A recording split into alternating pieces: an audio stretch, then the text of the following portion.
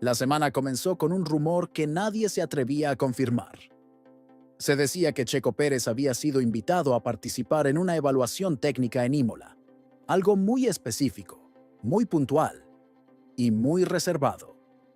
Nadie lo vio llegar. Nadie lo registró oficialmente. Pero el lunes, algunos trabajadores del circuito vieron movimientos en una zona normalmente inactiva. Un monoplaza fue activado sin previo aviso, sin cámaras, sin espectadores. Y aunque no tenía el nombre estampado, en la carrocería todos sabían a quién correspondía.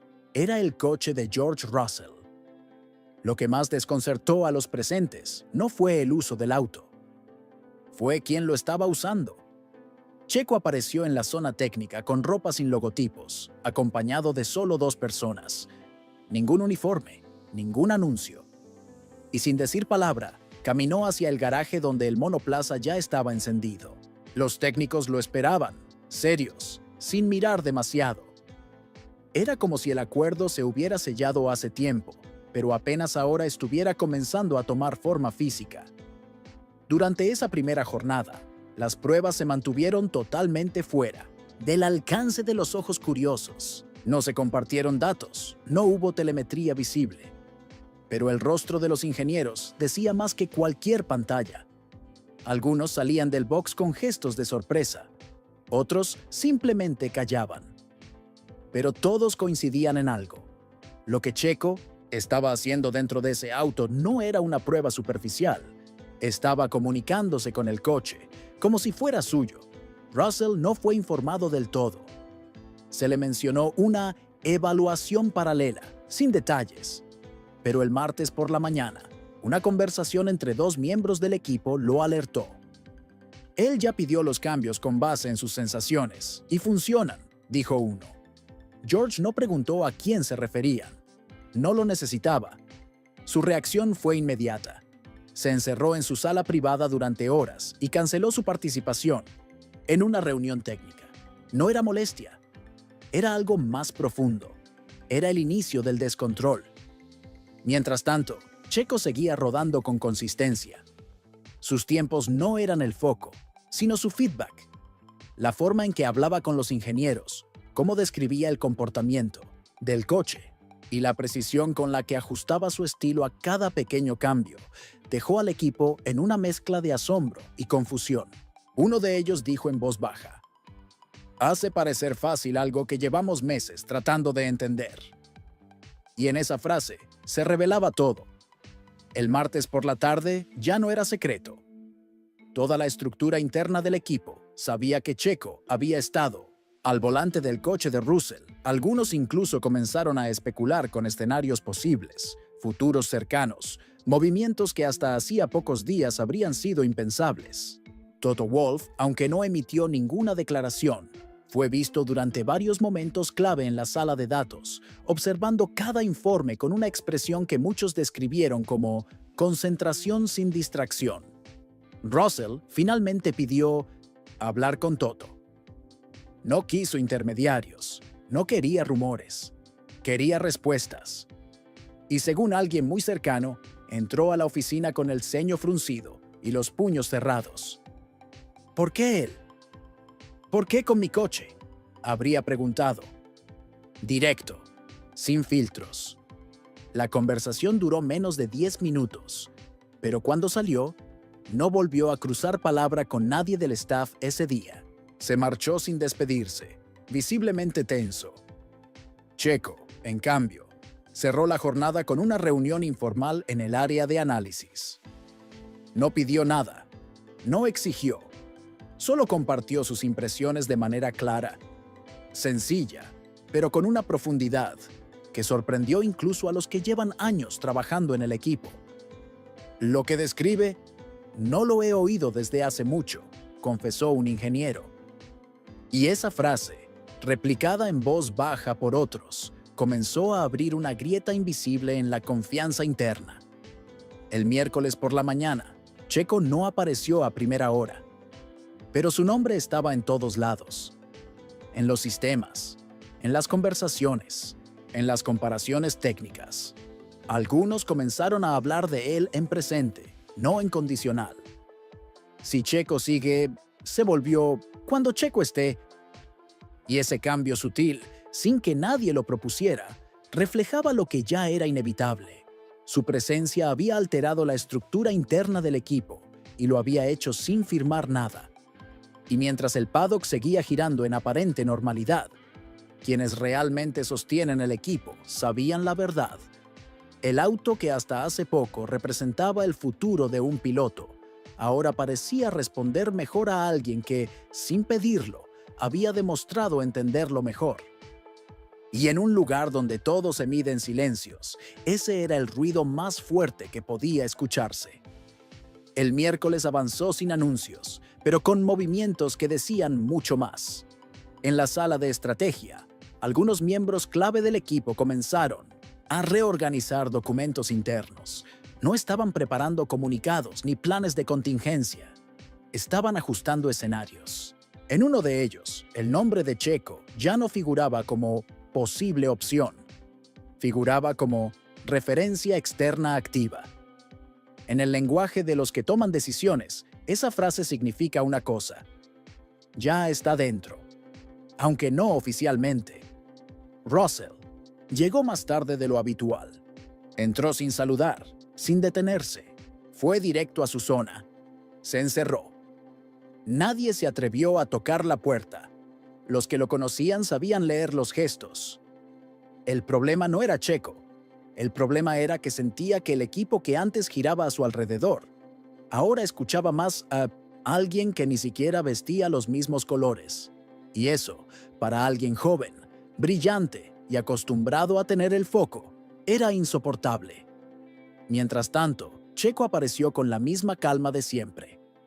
Entró saludando, preguntando por el equipo.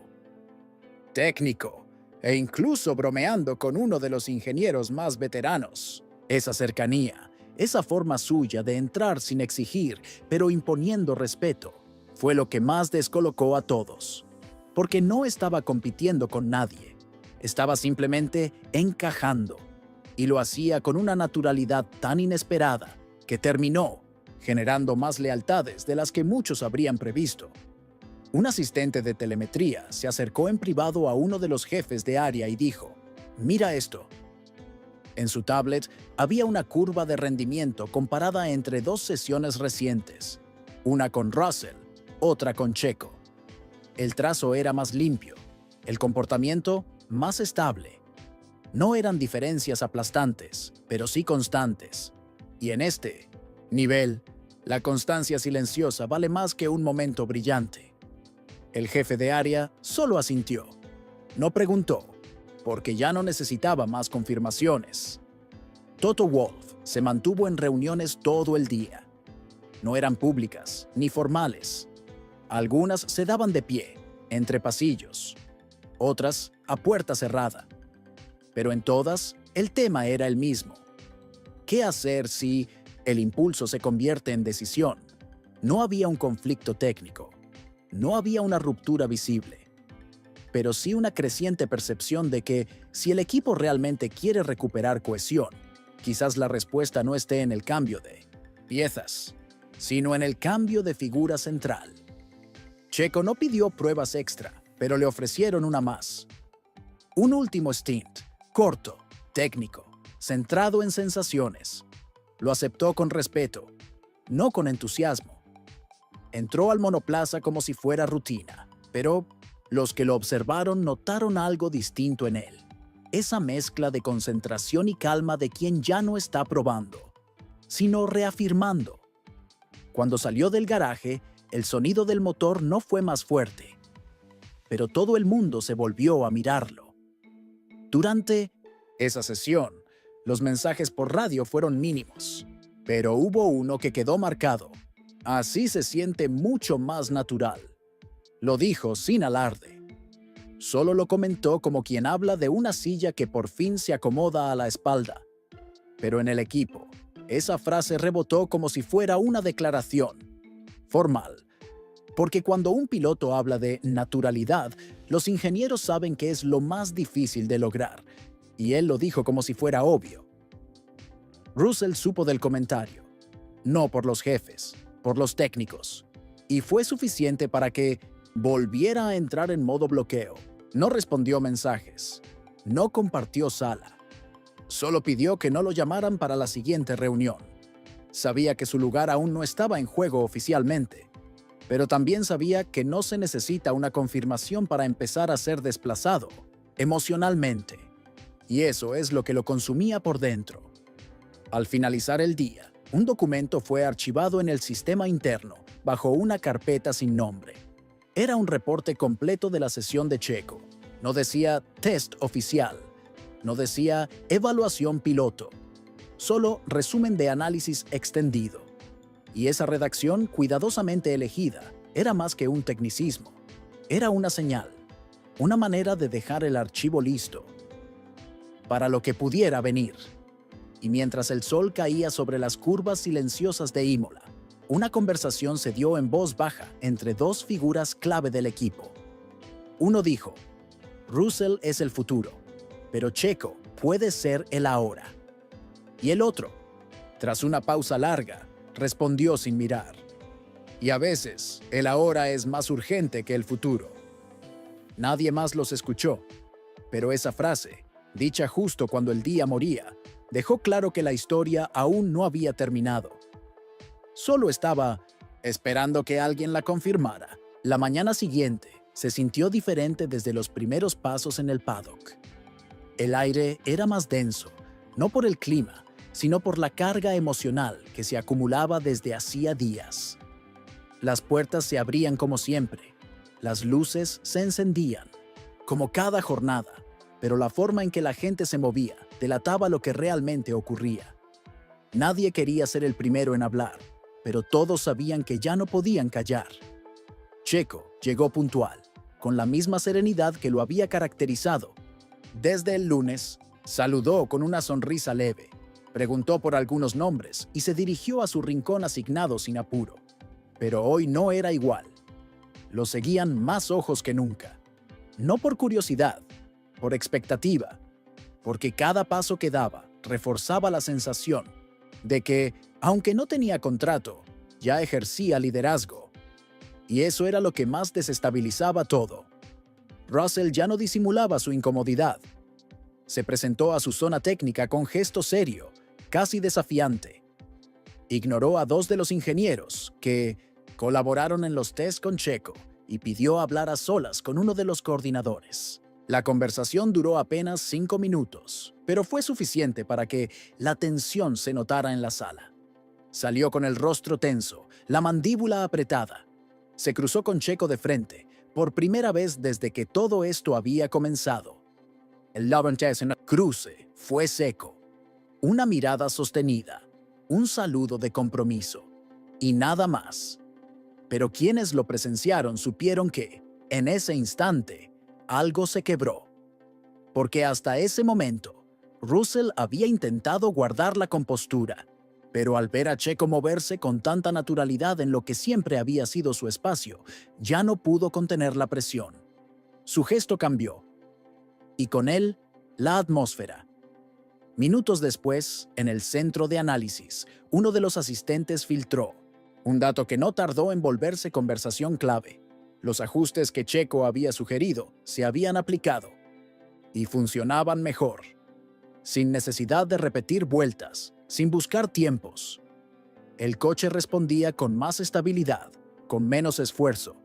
Y lo más inquietante, esas soluciones no se habían pensado desde dentro, habían venido de fuera, de alguien que aún ni siquiera tenía la credencial en su nombre.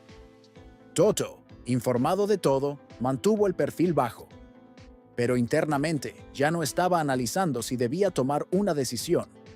Estaba estudiando el impacto de tomarla, porque sabía que moverse en esa dirección significaba romper una estructura, pero también sabía que no hacer nada podría ser peor. Porque cada minuto que Checo permanecía en el entorno, más sólido se volvía su lugar. Y cada segundo que Russell se resistía, más frágil parecía su posición. La tensión explotó sin gritos. No hizo falta. En una reunión de seguimiento, Russell pidió hablar. Miró a Toto sin rodeos, y preguntó, ¿cuál es el plan real? Nadie respondió. El silencio fue brutal. No por falta de respuestas, sino porque nadie quería ser quien lo dijera. Finalmente, Toto habló, con voz firme pero medida. Aquí nadie ha perdido su sitio, pero estamos escuchando al equipo. A todos. Fue una frase ambigua, pero suficiente para que todos entendieran. El cambio no se había hecho, pero ya estaba en marcha. Checo, al salir del área técnica, fue abordado por uno de los ingenieros que normalmente trabaja con Russell. No fue una conversación extensa. Solo le dijo, no sé si te quedes, pero lo que has hecho en 3 días no lo logra cualquiera. Gracias. Checo asintió, sin responder más, porque entendía perfectamente lo que significaba. Ya había tocado algo dentro del equipo que no se podía deshacer. Esa tarde, algunos medios comenzaron a especular con titulares vagos. Ambiente tenso en Imola. Presencia inesperada de Checo Pérez levanta sospechas. Ninguno decía nada concreto, pero todos sabían que lo más fuerte aún no se había contado. Porque lo que se estaba viviendo no era filtrable con datos. Era una guerra silenciosa de energía, presencia y confianza. Y cuando el sol comenzó a desaparecer por detrás de las colinas, los últimos en salir del garaje se quedaron mirando el coche. El mismo coche que antes representaba a Russell. El mismo que ahora, sin que nadie lo admitiera, empezaba a responder a la forma en que lo entendía Checo Pérez. Y en ese silencio, sin luces ni discursos, una sola pregunta se repetía en la mente de todos. ¿Cuánto tiempo más puede sostenerse esto sin que alguien diga lo que ya todos sienten? La jornada siguiente amaneció en un silencio mucho más incómodo que los anteriores. Ya nadie fingía que el ambiente era normal. Algunos técnicos caminaban rápido, sin detenerse a saludar. Otros evitaban hacer contacto visual. El cruce entre Checo y Russell la tarde anterior había dejado una huella invisible, una línea en el suelo que, aunque nadie trazó físicamente, todos sabían que estaba ahí. Y lo más incómodo era que nadie quería estar parado en medio. Checo se presentó como cada día, puntual, directo, tranquilo. Pero esta vez su mirada decía algo más. Había cierta firmeza en su forma de observarlo todo. Ya no era el piloto, invitado. Era el profesional que sabía que había entregado resultados, que había leído bien la atmósfera, que se había ganado el espacio con hechos, no con discursos. Saludó a todos con cortesía, pero ya no se le sentía visitante. Se le sentía inevitable. Russell llegó después, con los hombros tensos, el paso contenido y la mirada clavada en el suelo. Caminó entre los suyos, pero no se detuvo con nadie. No saludó, no preguntó. Entró directamente al simulador y pidió que no se le interrumpiera. Nadie dijo nada, ni una sola objeción, porque sabían que, incluso sin pronunciarse, estaba hablando con claridad. No iba a quedarse de brazos cruzados viendo cómo lo reemplazaban emocionalmente antes de que lo hicieran oficialmente. En una sala privada, 3 figuras clave de la estructura técnica mantenían una discusión que no tenía aún resolución. No hablaban de contratos ni de presupuestos, hablaban de confianza, de sensaciones, de liderazgo emocional. Uno de ellos fue claro: Russell es rápido. Pero con Checo todo se tranquilizó. Incluso los que estaban por dejar el equipo están reconsiderando. Esa frase cayó como piedra en el centro de la conversación. Porque ya no hablaban de talento, hablaban de equilibrio. Toto Wolff sabía que estaba en el borde de algo. Desde hacía 2 días, no tomaba llamadas de fuera, solo escuchaba a los suyos, leía reportes, caminaba los pasillos, miraba las pantallas, pero también las caras. Y en cada rostro encontraba lo mismo: respeto por Checo, tensión con Russell. Pero sobre todo, una pregunta que nadie se atrevía a hacerle: ¿vas a tomar una decisión o vas a dejar que se rompa algo por no hacerlo? Checo fue llamado a una charla más, breve, directa, sin adornos. Uno de los líderes le preguntó: Si esto cambia de rumbo, ¿estás listo para asumirlo? Ya, ¿no después? Checo no tardó en responder. No necesitaba tiempo, solo dijo: yo no vine a esperar. Si se da, sabré hacerlo. Esa frase fue reportada tal cual al centro de estrategia. Y desde ese momento, se convirtió en el núcleo de todas las discusiones. Porque por fin, alguien había dicho lo que el equipo no se atrevía a enfrentar. Russell salió del simulador, sin haber dicho palabra durante horas. Pero su gesto fue diferente, más duro, más determinado. Ya no parecía confundido, parecía dispuesto a pelear, no con Checo, con el equipo. Y eso preocupó a algunos, porque cuando un piloto deja de buscar respaldo y comienza a cerrarse, lo siguiente es un choque inevitable. Y en un entorno frágil, cualquier chispa puede prender una tormenta. Mientras tanto, en la cafetería, algunos técnicos comenzaron a comentar abiertamente lo que ya se decía por debajo. Lo van a tener que elegir. Esto no se sostiene mucho más, y aunque nadie afirmaba nada con certeza, todos lo sentían. El tiempo se agotaba. El reloj emocional del equipo ya estaba marcando los últimos segundos de equilibrio. Y si no se decía algo, el quiebre llegaría solo. Checo no pidió reuniones. No pidió respuestas. Se limitó a terminar su día con la misma compostura que lo trajo hasta allí. Caminó por última vez hacia el garaje. Se detuvo frente al coche. Lo miró en silencio. No sonrió. No mostró emoción. Solo observó. Como quien sabe que, si vuelve a tocar ese volante, ya no será como invitado. Será porque el equipo entero entendió que hay veces en que no se ficha a alguien por números, sino porque el alma del grupo así lo exige. Y cuando cayó la tarde y los últimos técnicos comenzaron a cerrar las puertas, la única conversación pendiente era la que aún no se había tenido. La más difícil, la más inevitable. Nadie la había dicho en voz alta, pero todos la tenían guardada. ¿Quién es el piloto que realmente necesitamos ahora? Y la respuesta aún flotaba en el aire, esperando ser pronunciada por quien tuviera el valor de hacerlo primero.